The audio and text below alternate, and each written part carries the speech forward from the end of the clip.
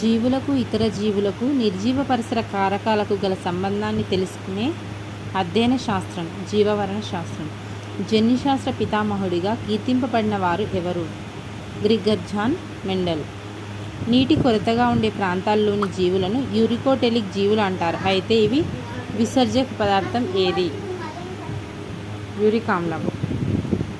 క్రీస్తు శకం 1753లో లిన్నేయస్ జీవులను ఏ రాజ్యాలుగా వర్గీకరించాడు? ప్లాంటే, అనిమేలియా. క్రింది వాటిలో ఏవి తంతుయుత ప్రోటీన్లు? Collagen, keratin, fibrin. Collagen, keratin, fibrin. కొవ్వులో కరిగే విటమిన్లు. ఏడీఈకే. మానవుని కీళ్ళ ప్రాంతంలో యూరిక్ ఆమ్ల స్ఫటికాలు పేరుకొని పోయి కీళ్ళ నొప్పులకు దారితీయుట ఈ క్రింది ఏ వ్యాధి? గౌట్ వ్యాధి.